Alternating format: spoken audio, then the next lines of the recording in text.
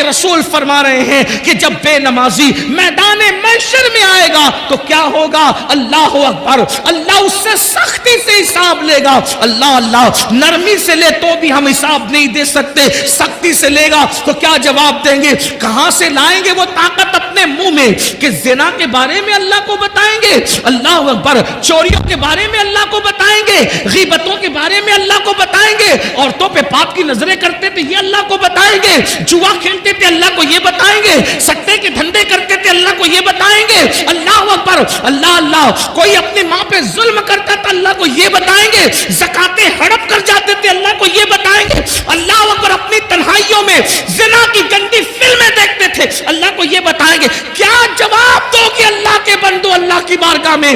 آقا فرماتے نماز چھوڑنے کی سزا یہ ہے کہ اللہ تم سے سختی سے حساب لے گا۔ کاش صرف 10 منٹ کا ٹائم نکال لیا ہوتا، 10 منٹ کا وقت نکال لیا ہوتا، کتنی بڑی بڑی مصیبتوں سے بچ جاتے، کتنی بڑی بڑی تکلیفوں سے بچ جاتے۔ اور اس کے بعد آقا فرماتے ہیں تیسری مصیبت میدان محشر میں یہ، اور یہاں 12 کا عدد پورا ہو جاتا ہے، 12 کا عدد مکمل ہوتا ہے۔ آقا ارشاد فرماتے ہیں بے نمازی کو اللہ جہنم میں داخل فرمائے گا۔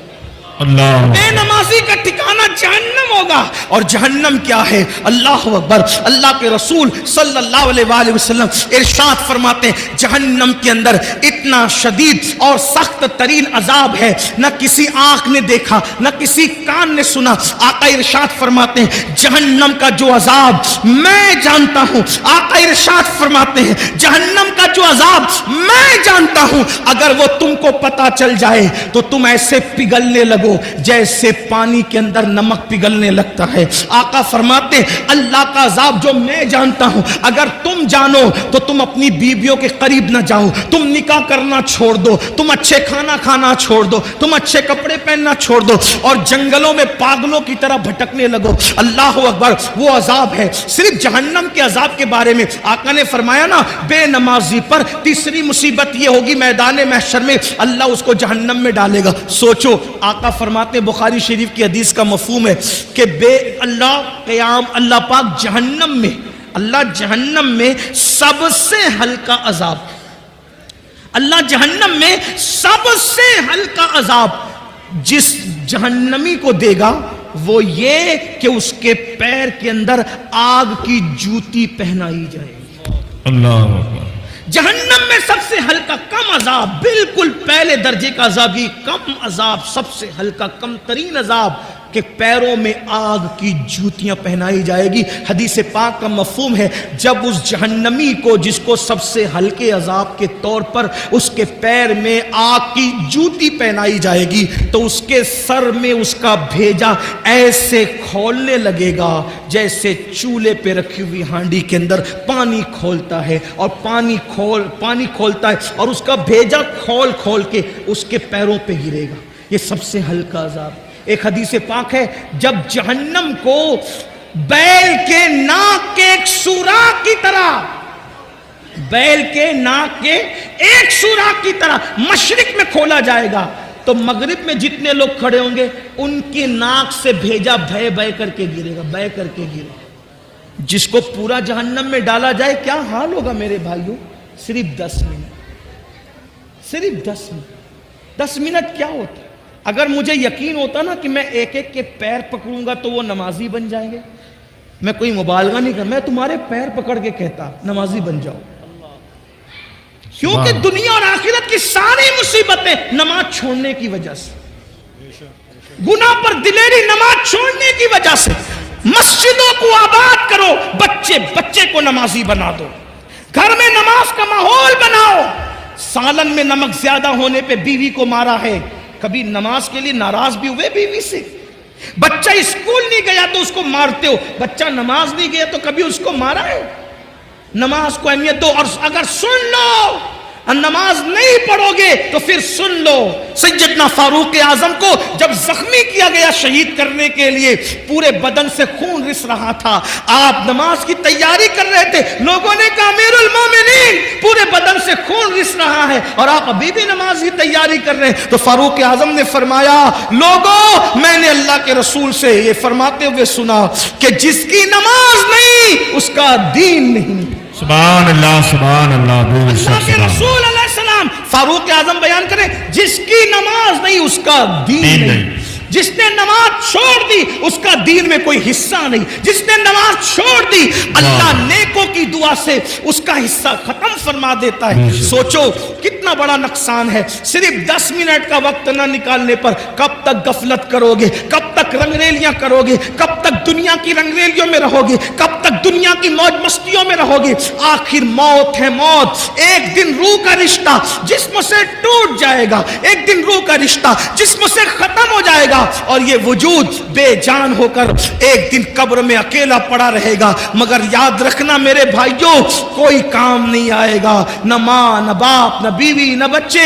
عمل کرو عمل. اللہ کے رسول علیہ السلام نے اپنے خاندان کے لوگوں سے کہا تھا اے بنو ہاشم عمل کرنا عمل, اس لیے کہ جس کو نسب نے پیچھے کر دیا, جس کو عمل نے پیچھے کر دیا اس کو نسب آگے نہیں کر سکتا. آقا نے فرمایا جس کو عمل نے پیچھے کر دیا اس کو نسب آگے نہیں کر سکتا. ایسا نہ ہو کہ لوگ عمل لائیں اور تم صرف نسب لے کر آؤ. اللہ اللہ. بنو ہاشم نے پھر حضور کی بات پر اتنا عمل کیا کہ ہر دور میں سب سے زیادہ اگر بعمل کوئی دیکھا گیا تو نبی کا گھرانہ دیکھا گیا. سیدہ فاطمہ الزہرا کو دیکھو, سیدہ فاطمہ الزہرا کو دیکھو, نبی کی سگی شہزادی ہے. لوگ سوتے ہیں, فاطمہ الزہرا ایک ایک سجدے میں پوری رات گزار دیتی ہے. پھر اس کے بعد آپ دیکھو اما عائشہ صدیقہ رسول اللہ کی پیاری زوجہ ہے.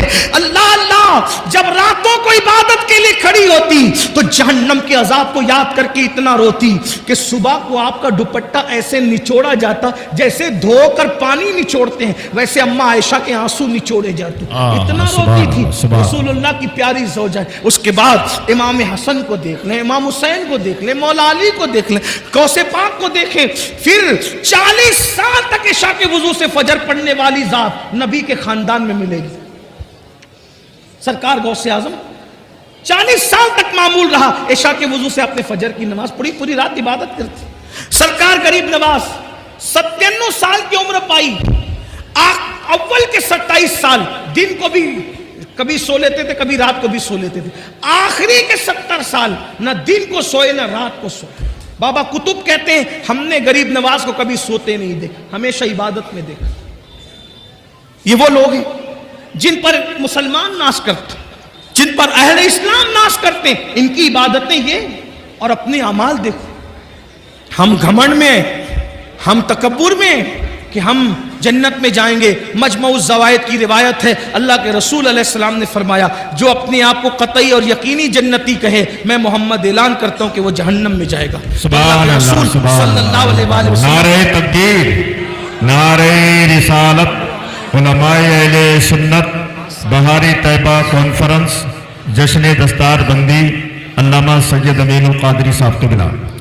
اللہ کے رسول صلی اللہ علیہ وآلہ وسلم نے فرمایا بے نمازی کو تیسری مصیبت میدان محشر میں یہ آئے گی کہ اللہ اس کو جہنم میں ڈالے گا, اس کا ٹھکانہ جہنم ہوگا. نہیں برداشت کر سکتے جہنم کی آگ کو. جہنم کی جب آگ جلتی ہے نا, آگ جو جلتی ہے اس میں روشنی ہوتی, جہنم کی آگ میں روشنی بھی نہیں ہے, اندھیرا ہی اندھیرا ہے, تاریکی ہی تاریکی ہے. اور اللہ کے رسول صلی اللہ علیہ وآلہ وسلم فرماتے ہیں دنیا کی آگ سے 70 درجہ زیادہ, 70 درجہ دنیا کی آگ سے 70 درجہ زیادہ جہنم کی آگ ہے. اور یہ جہنم کی آگ کیا ہے؟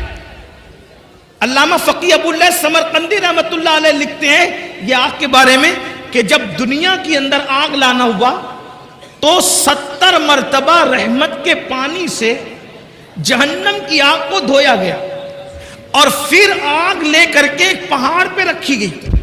جب وہ آگ پہاڑ پہ رکھی گئی تو پہاڑ جل گیا اور وہ آگ جہاں سے آئی تھی جہنم سے واپس چلی گئی.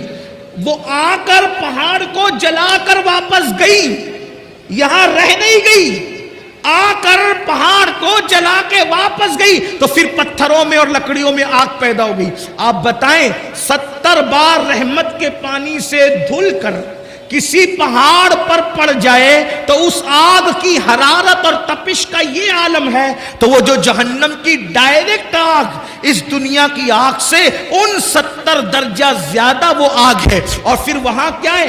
صرف آگ ہی نہیں ہے، بلکہ اللہ کے رسول علیہ السلام فرماتے ہیں وہاں جہنمیوں کا کھولتا کھولتا پیپ ہے جسے آب حمیم کہا جاتا ہے۔ جہنم کا کھولتا ہوا پیپ ہے، پیپ، وہ جہنمیوں کو پلایا جائے گا، تھوڑ کھلایا جائے گا۔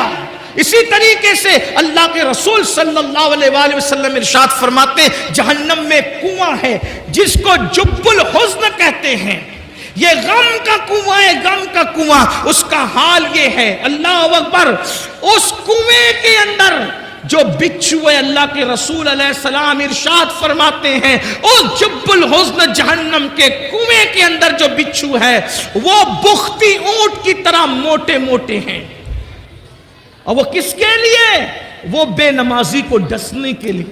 صرف 10 منٹ کا ٹائم، آخری بات سمیٹ، میں اتنی لمبی تقریر نہیں کرتا، لیکن قاری یامین صاحب آ کر کے ہر 5 منٹ پہ بڑھاتے جا رہے ہیں تقریر کو۔ اس کی وجہ میں بتا دوں کہ قبلہ امیر سنی دعوت اسلامی آنے میں کچھ لیٹ ہو گئے، لیکن وہ اب امروہہ آ چکے ہیں، بس وہ جیسے ہی آئیں گے میری بات مکمل۔ آخری بات سن لیں، آخری بات، اگر اپنے بچوں کی دنیا اور آخرت کا بھلا چاہتے ہو، مسجدیں بھرو، نمازی بنو، نماز کی پابندی کرو، اور اس کے لیے کوئی مشکل نہیں۔ توجہ آپ کی، کوئی مشکل نہیں، آپ تہیہ کر لو، طے کر لو، آپ تہیہ کر لو، طے کر لو، میں نے نمازی بننا ہے۔ آپ جب دل میں پکا ارادہ کر لو گے کہ میں نے نمازی بننا ہے، ایک وقت تو تم پکا ارادہ کرو، اللہ پاک اپنے بندوں کے ساتھ گمان کے ساتھ فیصلہ فرماتا ہے۔ بندہ جیسا گمان کرتا ہے اللہ اس کے مطابق فیصلہ فرماتا ہے۔ اگر میرا اللہ چاہے تو بشر حافی کو بغداد کے شراب خانے سے اٹھا کر کے مسجد کی کبوتری بنا دیتا ہے، کعبے کا مجاور بنا دیتا ہے۔ اس لیے بندہ کوشش کرے، اللہ ارشاد فرماتا ہے والذین جاہدوا فینا لنہدینہم سبلنا، جو ہماری راہ میں کوشش کرتے ہیں ہم ان کے لیے راستے پیدا کر دیتے ہیں۔ دل میں پکا ارادہ کرو، بچوں کو نماز کی اہمیت سمجھاؤ، بچیوں کو نماز کی اہمیت سمجھاؤ۔ نماز سے بڑا تعویذ کوئی نہیں، نماز سے بڑا کامیابی کا تمغہ کوئی نہیں۔ اللہ اکبر، نماز سے بڑھ کر کے اللہ تک پہنچنے کا عمل کے معاملے میں وسیلہ اور ذریعہ کوئی نہیں۔ اس لیے نماز کی طرف آؤ۔ 5 وقت مؤذن صدا دیتا ہے، مؤذن کی صدا پر لبیک کہو، اپنے آپ کو بدلو، اپنے آپ کو تبدیل کرو۔ نماز پڑھنے سے اتنی مصیبتوں سے بچو گے، اور سب سے بڑی بات انشاءاللہ جب نمازی بن جاؤ گے تو دل کے اندر گناہ کی نفرت پیدا ہوگی، دل کے اندر گناہ کی نفرت پیدا ہوگی، گناہ کے ماحول سے نکلو گے، نیکیوں کے ماحول کی طرف آؤ گے، انشاءاللہ یہاں بھی کامیابی ہوگی، وہاں بھی کامیابی ہوگی۔ ہر باپ چاہتا ہے میرا بچہ سدھر جائے۔ اللہ کے رسول علیہ السلام کے ظاہری دور میں ایک جوان کی شکایت لوگوں نے کی، یا رسول اللہ یہ جو جوان ہے نا میرے آقا، گناہ کرتا ہے، برائی کرتا ہے، ناجائز و حرام کام کرتا ہے۔ اللہ کے رسول نے فرمایا کیا یہ نماز بھی پڑھتا ہے؟ کیا یہ نماز بھی پڑھتا ہے؟ صحابہ نے عرض کی ہاں آقا وہ نماز بھی پڑھتا ہے۔ سرکار نے ارشاد فرمایا صلی اللہ علیہ وآلہ وسلم اگر یہ نماز پڑھتا ہے تو انشاءاللہ ایک دن اس کی نماز اس کو گناہ سے روک لے گی۔ چند دن بھی نہ گزرے تھے کہ وہ بندہ نماز کی برکت سے گناہ سے رک گیا۔ فاروق اعظم کے دور کا واقعہ ہے، ایک نوجوان ایک لڑکی پر فریبتہ ہو گیا، ایک نوجوان ایک لڑکی پر عاشق ہو گیا، اس لڑکی سے آنکھیں چار ہوئی، اس نے اس لڑکی سے کہا اے لڑکی میں تجھ سے محبت کرتا ہوں، تجھ سے پیار کرتا ہوں، کیا تو میرے ساتھ شادی کرے گی؟ اس لڑکی نے کہا کیوں نہیں، بالکل کریں گے، آپ ہم سے محبت کرتے ہیں، ہم آپ کے ساتھ شادی کرنے کے لیے تیار ہے، لیکن ایک شرط ہے۔ لڑکے نے کہا کیا شرط ہے؟ لڑکی نے کہا امیر المومنین سیدنا فاروق اعظم کی اقتدا میں 40 دن تک کے تمہیں نماز با جماعت ادا کرنا ہے۔ اگر تم 40 دن تک با جماعت نماز پڑھو گے تو انشاءاللہ ہم شادی کے بارے میں سوچیں گے کیا ہوا، ایک دن 2 دن مرتا کیا نہ کرتا نماز پڑھنے کے لیے، مسجد نبوی جا رہا ہے، فاروق اعظم کے پیچھے نماز پڑھ رہا ہے۔ 1 ہفتہ 2 ہفتہ 3 ہفتہ گزرے، جب 40 دن قریب گزرنے لگے تو لڑکی نے اپنی کنیز سے کہا کیا حال ہے اس عاشق آوارہ کا جو ہمیں شادی کا آفر دے رہا تھا؟ اس کی کنیز نے کہا وہ تو بڑی نظریں نیچی کر کے چلنے لگا۔ کہا ذرا چیک تو کرو کیا ہوا۔ جب اس لڑکی کی کنیز اس لڑکے کے پاس گئی، کہا آپ نے تو میری مالکہ سے شادی کا آفر کیا تھا اور اس نے 40 دن تک نماز کے لیے کہا تھا، بتائیں کیا خیال ہے؟ تو اس نوجوان نے کہا اب ہم شادی کے بارے میں سوچتے ہی نہیں ہیں، اس لیے کہ جب تک دل میں یار نہیں بسا تھا دل ادھر ادھر آوارگی کرتا تھا، یار کا پیار دل میں بس گیا ہے، اب کسی کی گنجائش ہی باقی نہیں رہ گئی ہے۔ تو یہ نماز کی برکت ہے۔ قرآن کہتا ہے ان الصلاۃ تنہا عن الفحشاء والمنکر، بے شک نماز ہر برائی سے ہر بے حیائی سے روک لیتی ہے۔ اپنے بچوں کو سدھارنے والوں، بچے تعویذ سے نہیں سدھریں گے۔ اپنے بچوں کو سدھارنے والوں، بچے مار پیٹ سے نہیں سدھریں گے۔ اپنے بچوں کو سدھارنے کا خواب دیکھنے والوں، گالی گلوچ سے بچے نہیں سدھریں گے۔ قرآن نے کتنا خوبصورت قانون دیا۔